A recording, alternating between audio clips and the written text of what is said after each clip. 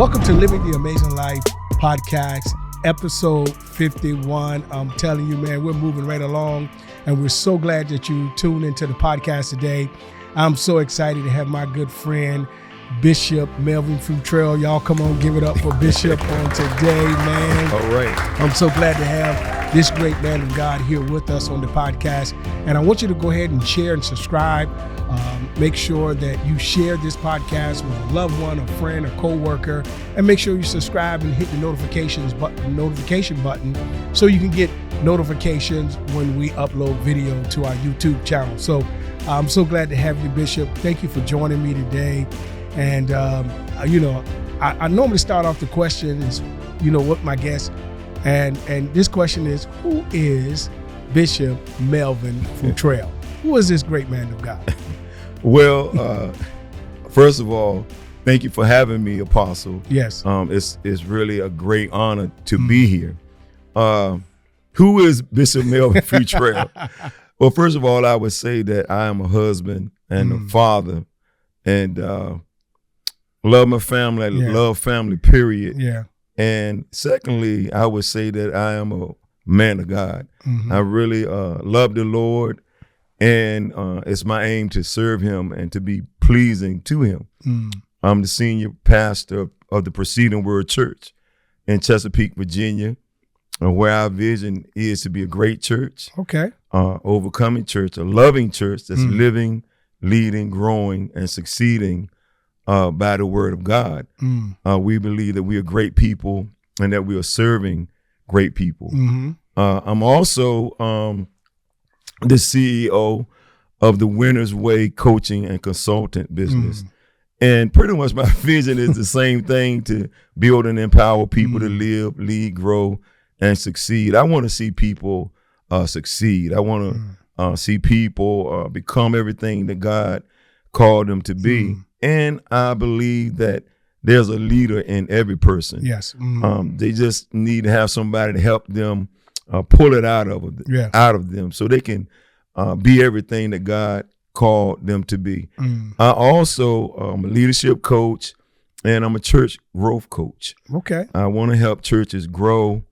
And I just stumbled on this church growth piece by mistake during the pandemic. Okay. I took a course for one thing, and it had a whole church growth program inside of it. And I'm like, Lord, I didn't even take this course for this, but I would have paid thousands of dollars to take this course. This is how important I think this is, not only to me, but to every pastor. I believe that there's a lot of pastors out here that's, they want to grow. Yeah. They want to fulfill God's assignment on their life, but they just don't know what to do. And so I want to help them, build what I call it. I call my program vision, structure, and strategies.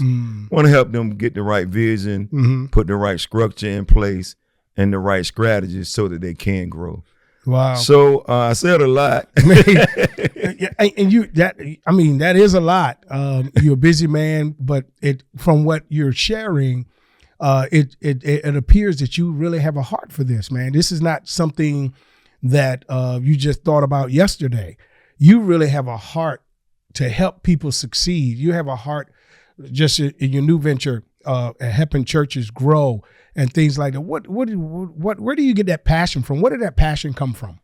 Well, I believe, first of all, I believe it comes from the Lord. Right. And then secondly, I believe that it's my purpose. And I have, I've been a person that know how it feel to struggle, know how it feel to, want to do something and not know how. Wow. And so a lot of times people, they're trying to figure out how to do something, but it's not how, it's who. Right. And they need the right who in their life to help them, because how can be confusing, right. how can, run you crazy. That's good. But then if the right who comes, it just makes it simple. So tell me this, have you ever been in a point in ministry, business, fulfilling your dream where you didn't have that who, or that who didn't want to make themselves available to assist you in your dream? Well, yes. Yes. I just wrote a book. And I did a lot of it myself. I self-published and everything. And I was trying to do the EPUB. Right. And man, I'm telling you, a lot of this stuff, doing it yourself. I'm a pastor. Right. I'm a coach. Right. I'm not a media. You're not a book publisher. A book publisher or a media expert. And man, I racked my brain just trying to do this EPUB. And God just spoke to me one day and say, why don't you just go on the internet and find somebody that know how to do it? Wow. Pay them $175. Right. What I've been wasting 3 weeks on. I mean, literally in my office, pulling hair out, almost having it right. Right. I paid this guy $175. He had it done in a day. No, 3 days. And I'm off and running. And so a lot of times it's not what you know, is who you know. Who you know. And one of the things that I figured out that I'm not an expert at everything. And so sometimes we need someone else to help us. So, that long ranger mentality, it don't work. Right. So most definitely I have been in places where I needed a who. Right. Even to get to where I am as a pastor, God I didn't just jump up and become a pastor, I started off in a soul saving station in Ahoskie, North Carolina, under Bishop Val Melendez. Right. And I grew there. I grew. I can remember telling him, "Well, Bishop, I'm gonna move. I'm going to Greensboro, North Carolina, because I got this job offering me all this money." And he looks at me and say, well, he called me Wiggins because my grandmother was Wiggins, and she was like the mother of the church. He was like, "Wiggins, you don't need no money. You don't need no job. You need to get the foundation. You need to get Jesus." Yeah. And I stayed there and I got Jesus.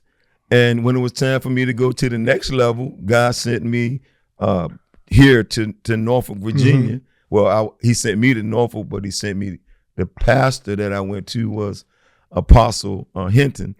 And from there, I went all the way from being a lay person to actually being a pastor. Wow. But I know it was because of the right person in my life, the right people in my life, and actually submitting to the right people, and God just raised me up. So I love this, I love this who. I love this who, because not only do we need a who, but we have to become a who. Exactly. And that is what you're doing. You're doing that with your coaching organization, your pastoring. And then of course, in order for you to get where you need to go, you're in search for a who to help you. And there are certain who's in certain seasons of our lives. The who I have now may not be that who that's going with me in my next season. And so it's so interesting that you brought that up, because man, we could build on that all day, because we all need someone to help us in our journey, help us fulfill our assignment, help us to fulfill our dreams. And then we need to be there for someone to help them fulfill their assignment and their dreams. So that's great, man. And it's good to hear what you're doing. And God is blessing you and your wife and your family. You do an annual conference, a leadership conference. I had the opportunity to be a part of that. So God is doing something. So what would be, if I was to ask you, what would be one of your greatest challenges as his? I have a question. It says, so what is one of the most significant challenges you have faced in ministry and in business? Okay. Well, when I think about that, I think about when we started our first building project with the church. And it was right here on East Little Creek Road. And we had a 7,500 square foot building. And we were building, we pretty much built the building in two parts. We wanted to build 2,000 seat sanctuary and a daycare that would hold 100 people. And we started this project out with I think I had about maybe $20,000 in the bank. And we rented the building, and this was in maybe 2009, 2008, somewhere around there.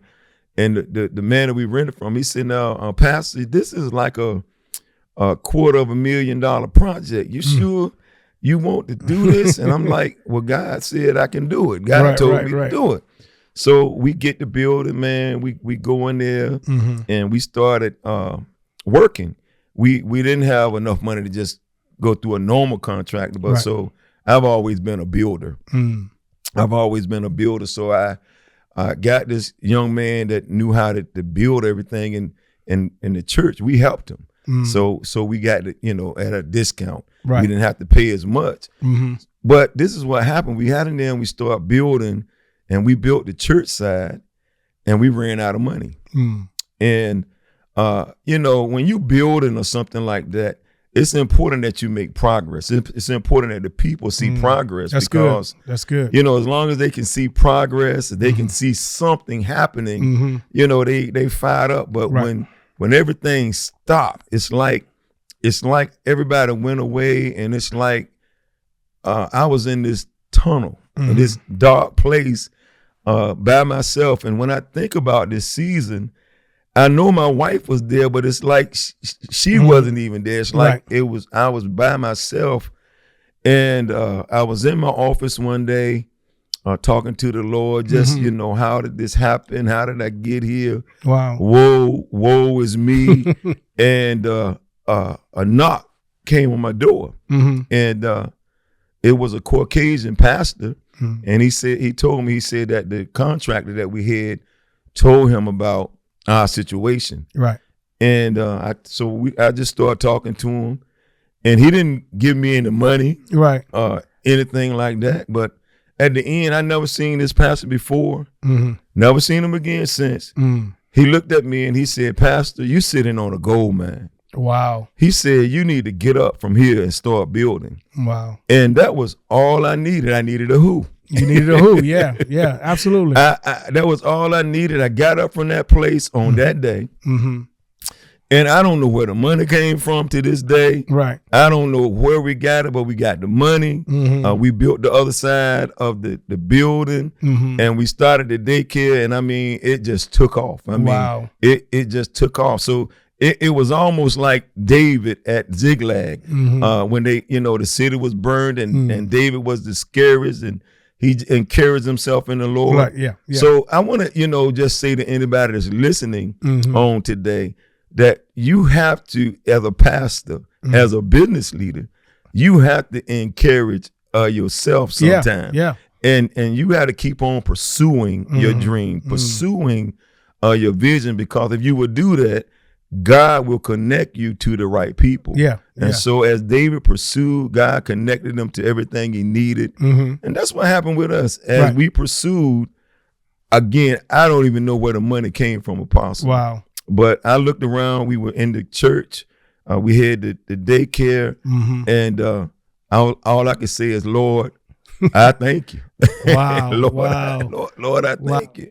1991, Christmas Day, I was getting high all day, drinking, getting high, and hadn't seen my family, hadn't seen my children, and I walked in 7-Eleven, and I ran into this woman. She knew me from work, and she's like, "Tim, what are you doing? You haven't been home to see your children, you haven't seen your wife, you out here in the streets doing, you need to get yourself together." The Holy Ghost started dealing with me. Now I was really in a state of guilt, and Lady Rose had been saved for about 1 year, and I called her up and I said, "Hey baby, what's going on?" And she said, the first thing came out of her mouth, "The Lord told me to let you go." And I sat on the side of the bed. Lord, what am I going to do now? I got on my knees right there at the detox center, and I said, "Lord, if you deliver me now, I will never return with me." And God took the gavel.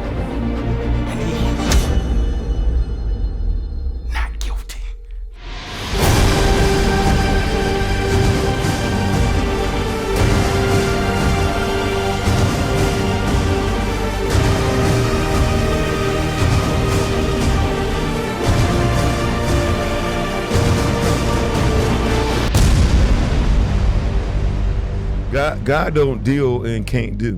Wow. He deals in purpose and timing. Wow, that's and, good. And when the right time has come, you know, that's what I believe. You know, the chronos. Yes. And the I've lost my train of thought, but Kairos. The chronos and the kairos has met together, and it's just the opportune time. It's opportune time. And so, you know, when God opened the door, we got to be willing to go. You got to go. We can't let fear stop us. I was thinking on the way here, we can't let the FUD monster stop us. Right. Fear, uncertainty, and doubt. Right. We can't let those things stop us because, you know, fear is very expensive. Doubt is very expensive. The children of Israel marched around in the wilderness for 40 years because of doubt. Right. And so we can't let that stop us. And so God is preparing us. Now, when he opened the door, right, we have to step into it. And if we miss that window of opportunity, sometime it might not come back around. Right. Yeah. You know, or you don't know how many years it will take. It will take yeah. for it to come back around. So I really believe that in this season, God is saying, and I don't believe that that's just for me. I believe that's for a lot of people that will hear this podcast that's under the sound of our voice today, that God is saying, let's go. Let's go. Stop making excuses. Stop, saying when I get this together, when I get that together. No, let's go, and he'll provide, he'll do. Yeah. Because, we've already planned. We've already prepared. Yeah. So we can expect God to move, He just need us to go now. Yeah. We've already prayed. We've been praying for 20 years. Right. Let's go. Let's go. It's time. What kind of advice would you give a young and upcoming business leader or ministry leader? Well, I'm still gonna tell them let's go. All right, there you go. Let's go. My thought is this. I believe that leaders need to be encouraged. And so my first thought would be to tell them that, you can't do this all by yourself. That's good. That's real good. You can't do this all by yourself. We need assistance, and it's good to have a mentor, somebody that's already been where you're trying to go. Right. It can shortcut what you're trying to do. You don't have to make the same mistakes that I made. Right. And I would tell them what I was told at my installation service. Take your watch off. It's gonna happen. God don't deal and can't do. Right. He deals in time and season. And as you continue to work and continue to plow in hope and continue to do what God called you to do, be persistent. Right. Delay don't mean no. Right. Delay don't mean no. But it's gonna happen. It's gonna happen. But it takes time. And get connected with a good leader. Yeah. Because you're gonna need to be encouraged. Right. Yeah. I think most leaders, a lot of times they know what to do. Right. A lot of times, but they just need someone to encourage them. I agree with that.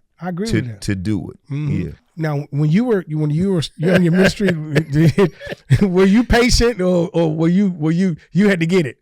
No, I've never. I'll just be honest. Patience has not been my forte. I'm learning patience right now. Right. Really.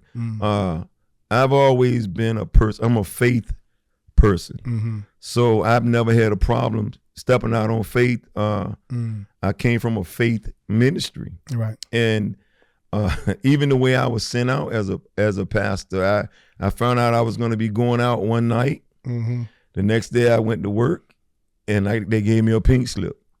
And so I had never been back to work since 2005. Wow. They gave me a pink slip. I was working at the shipyard, and they said, I guess they gave me workman comp and everything.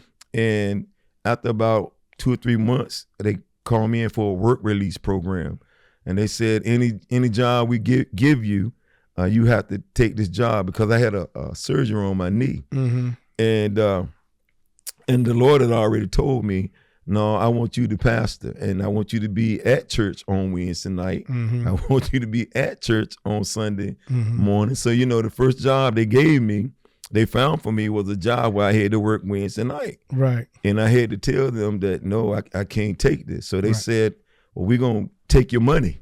And God, I think it was maybe 2 or 3 weeks, nobody touched my money. Wow. By the time they did decide to stop the money, my not my workman comp, but my disability kicked in. So and that was for a whole year. I had disability for a whole year while we started the church. And by the time my disability was over, the church was able to support me. So I've always trusted God.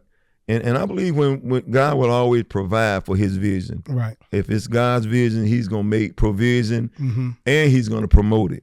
Wow. And he's going to promote it. Yeah. And so I believe that that's what God is doing in this season to any pastor, any leader. When you're walking in God's purpose, he's going to make provision. Yeah. And he is going to promote division. So I just commend you for all the great work you're doing.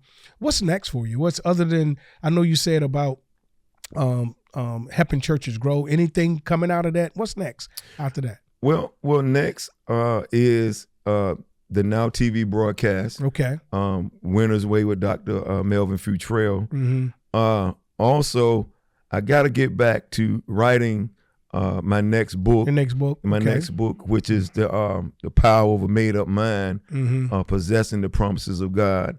So that's next on my agenda. That's my next, building the church, building my leadership so that we can become a great church. I believe we're already a great church, but I believe there's more. Yeah. There's bigger, there's better. And I believe that it always starts with leadership. It does. Let me say this right quick. When Jonathan tells his armor bearer, let's go, his armor bearer says, whatever's in your heart, let's do it. Right. And so we need people around us, not just yes men, but people that really have a heart and know that when God is speaking, that'll really catch the vision. And that will say, whatever's in your heart, let's do it. And so I want to build my leadership around me so that they'll see my integrity. They'll see my character. And they'll say, Bishop, whatever in your heart, let's do it. Yeah. So that's what I'm working on now. That's good, though. That's good. That's good. Leadership and this broadcast, the church, this book. I'm going to focus on those 4 things and just try to, give my attention to that. Yeah, that's it. But, when I was thinking, when you have a leader who has vision, you're a visionary, we have a capacity to hold a lot. Yeah. We can do a lot because we're visionaries. And, even in this season, I don't, other than spending time with my wife and my family, and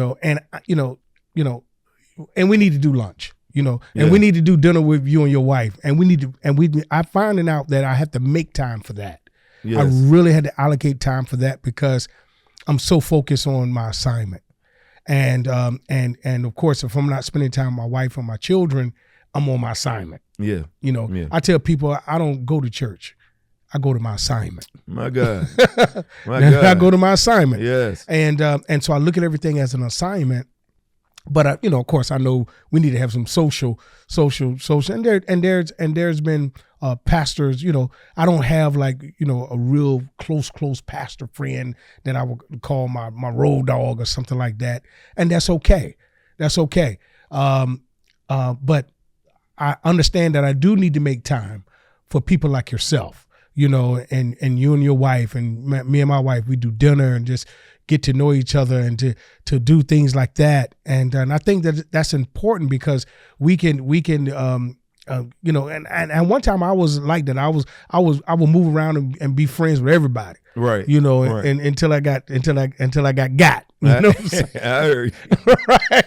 And so it kind of pulled me away from that scene, which can be a good thing and a bad thing.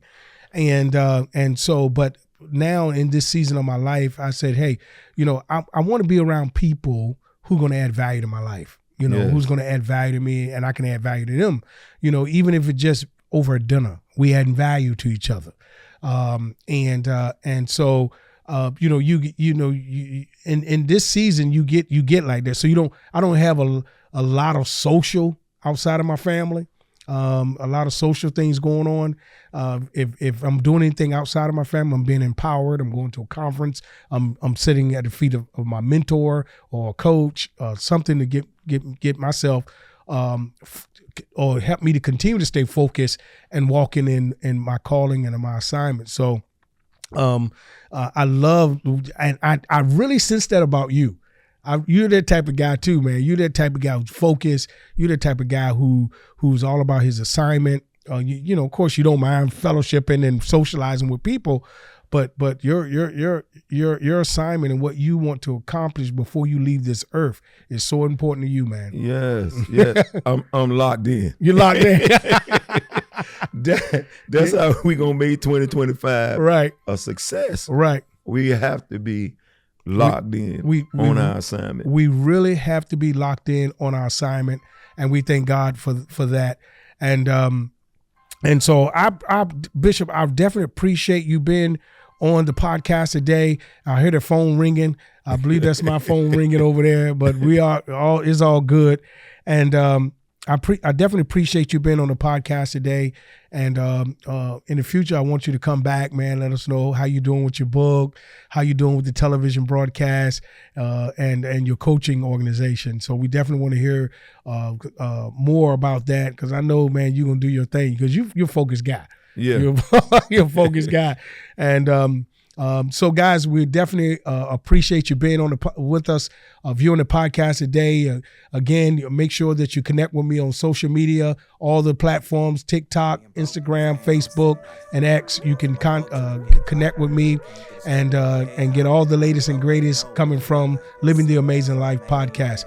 You know what time it is, guys. It's time for you to live your amazing life. See you on next podcast.